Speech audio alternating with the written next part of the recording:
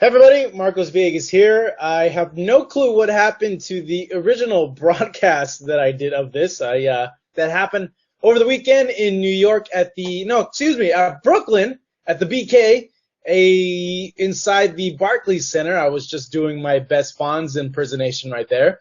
But it was a good fight. I'm going to briefly go over what I said in the original video, and let's go ahead and get things started. Now, the first thing that I touched on was that Daniel Jacobs versus Sergio Mora fight. That was an awesome fight, and that was an awesome first round. It was everything you could hope for in a first round and actually in a fight. Back and forth action, both guys go down. It gets the crowd on their feet, and then in the second round, Mora goes down again, and then that's when the whole injury happens with Sergio Mora. It was good to see Sergio Mora actually come and mix it up and want to fight a guy as opposed to how he would fight way back in the day. Mora has always been a guy that's had this stigma attached to him because of the way he fights, that he's not exciting. When I last spoke to him, which is about maybe a year and a half ago, Sergio had told me that he wanted to change up his style. He wanted to be more aggressive, and he has to start changing his style in order to get shown via TKO because Sergio Mora couldn't continue. Mora, of course, going to the hospital, got a fractured ankle, I believe. And Jacobs, when interviewed after the fight, we're going to get really, really interesting in that fight. We've seen Jacobs vulnerable before. I was there when he got knocked out by Prague. And at that point, Jacobs had a lot of hype. And it's been a long, long road for him to build up that momentum. See his resume that much more outstanding to have a wily and a very hard fight against a Mora, a guy that honestly is very, very hard than have a new fight against Peter Kid Chocolate Quillin. Now, of course, in the main event, we saw Danny Garcia beat Paulie Malignaggi. He retired him, getting him stopped in the 9th round via TKO. Now, as my phone blows up here, let me go ahead and turn off for you guys. So my impressions of the fight. For one, I don't think Danny is a full welterweight yet. I think that he's going to continue growing at that weight. He just does by little we've seen in these fights. But to me, he's not a full welterweight yet. And you're going to start seeing him growing, I think, into that weight in the next year. And I think power is really going to translate for him when he finally becomes a full-fledged welterweight. So size-wise, he was just a lot bigger than Paulie Malignaggi. He showed great balance in the fight. His footwork was really, really good. His balance was really, really good. It allowed him to get a lot of leverage on shots, land a lot of power shots. And the body work, he just keeps working on the body work. This is a new aspect in Danny Garcia's game is the body work. I love it. I'm a fan of it because he's wearing guys down. And you know what?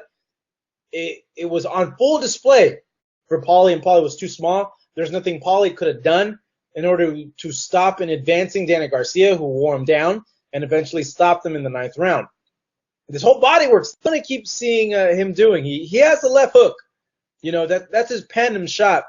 And he didn't really land it in the fight because Paulie was elusive and he was looking out for it. And he was using his jab really, really well. But the body work is something that I hope to see Danny keep using and keep honing.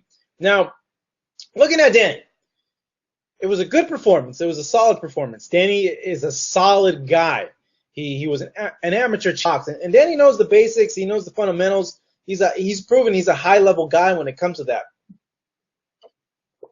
Excuse me. I'm choking on my chicken tenders that I just ate.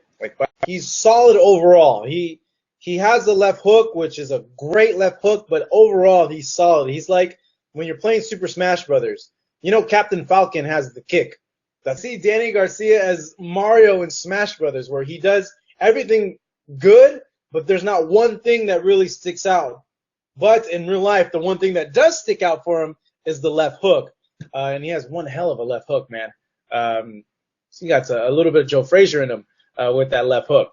So this Paulie fight, Paulie showed a really good account of himself. I felt that Paulie was competitive in the fight.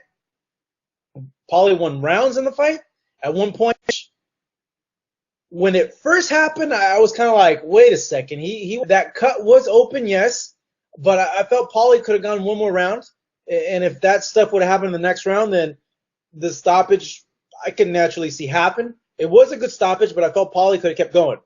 With that said, Paulie Malignaggi, to me, still has a lot left in the tank. He went up against the 140 pound kingpin. After the fight, he was very emotional. Of course, any fighter that has a fight and then you interview him after, they're going to be very emotional. We've seen time and time again fighters say one thing after a fight and then it changes a week or 2 weeks after the fight. You know, you're very emotional after a fight, man. There's a lot of emotions going through. So he did of a guy. These guys are bigger, stronger. I don't know about faster, but they're bigger and stronger definitely, and they're just overall just too much for him at 147 pounds. I really, really feel that he can win a title at 140 pounds still. He can be competitive with those guys at 140 pounds, and that he still has a good 2 years in him. But, you know, he did make his decision. It's remained to be seen if he's going to a lot. I love it because there's a lot of interesting matchups for him at 147 pounds. I would think at the top of that list, it has to be two people at welterweight that it makes sense. One, of course, is the Amir Khan rematch, and the second is Kell Brook. Now, I'm going to start with Kell Brook first. The reason why that fight makes sense is because all during fight week, Garcia and his dad had said that their goal is to be a champion at 147 pounds. A Garcia-Brook fight would be awesome. It's a great deal. You got Garcia with the hook. It would be a very competitive, very interesting fight. The only problem is, up to this point, Kell Brook, since winning the title, is only fighting in the UK. So it would take a lot. It would take a lot for them to do the workings of this fight and get either Danny to go over there and fight or Kell to come over here and fight. It would be a lot because name-wise, Danny's a bigger name in the U.S., but Kell is the champion. Does that make him the A-side? I don't know. I'm not in the business of boxing and everything like that. Now, the second fight that makes sense. Another water. It's good water. It's good to hydrate. It's like 90-something degrees over here in California. Nestle, Pure Life. Rehydrates you when you need it.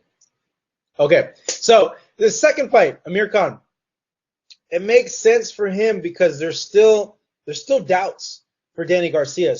People still look at that fight and they say Danny Garcia got lucky. It was a lucky punch. He still has that. No, not at all. He timed it. He timed Amir. Amir was throwing that uppercut and he timed it. That's a counter to the uppercut is the hook, and he timed it. Yeah, you know, he closes his eyes. People bring that up, but you know what? He timed the fight. Okay, you close your eyes when you do a lot of things, you know. So that was a skill thing, man. So, you know, when it comes to that, I feel that fight out of a Kell Brook fight, out of a Porter fight, which would be a great fight, a Thurman fight, which would be great, Guerrero, Algieri, all those guys at 147 pounds. But to me, those are my top two fights for Danny. Now, a Thurman fight would be awesome because we've never seen Danny go up against a power puncher like Keith Thurman at that weight. We've seen him going up against Lucas Matisse, who was a murderous puncher at junior welterweight, and he did really well. He knocked Matisse down, and he won the fight. He took his best punch. Matisse, up to that point, had knocked down every single person, but Thurman's a different beast. He's a lot bigger, and he's a welterweight, so it'd be interesting to see how he deals with that type of power, with the Thurman one-time power. Sean Porter would be a good fight as well. Sean Porter is in his moment right now, has a lot of momentum coming off a win against Adrian Broner. We haven't seen a mauling pressure style going up against Danny Garcia yet, so it'd be interesting to see how he adapts his style to somebody who would keep constant pressure on him like a Sean Porter.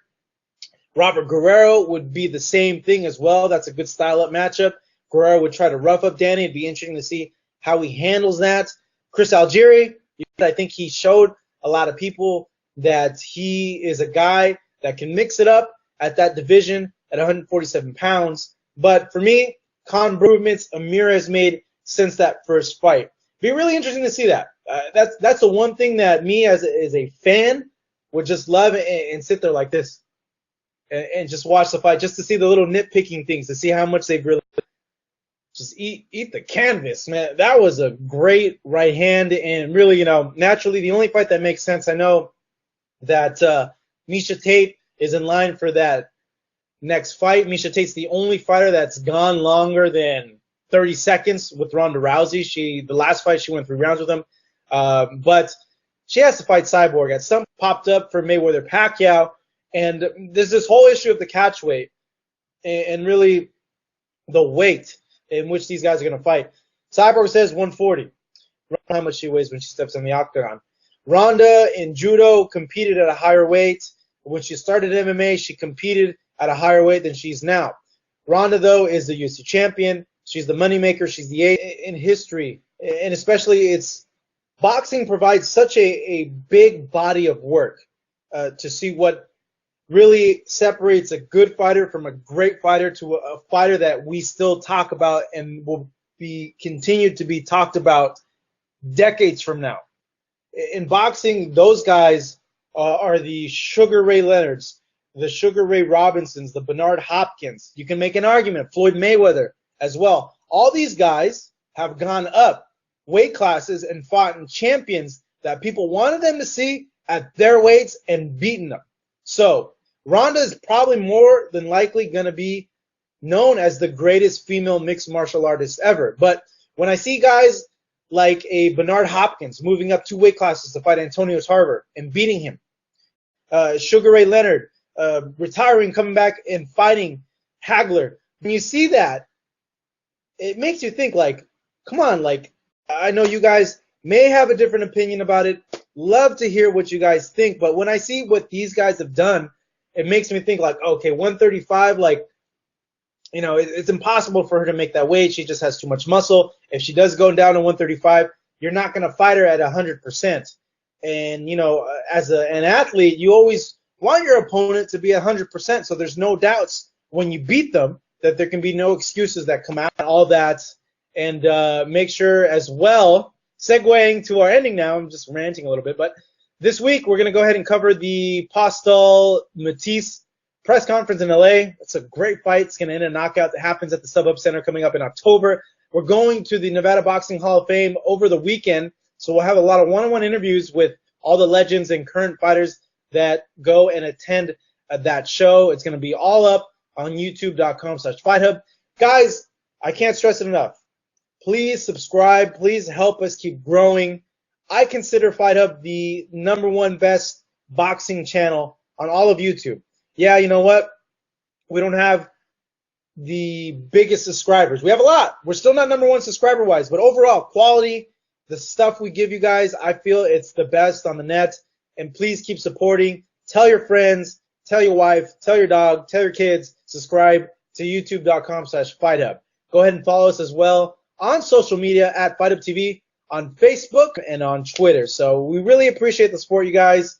We do this not only because we love boxing, we love combat sports. Really, though, it's sharing a special thing with you guys. It's, not only are we getting to share something with you that we love, just a special thing, seeing someone that was a casual fan and they start getting into the fights and getting into the fighters, and they say, oh, yeah, I saw this interview over here, and then becoming a fan. So really, we do it all for you guys. Thank you from the Nevada Boxing Hall of Fame. Well, I got to get going. I got to upload another video coming up to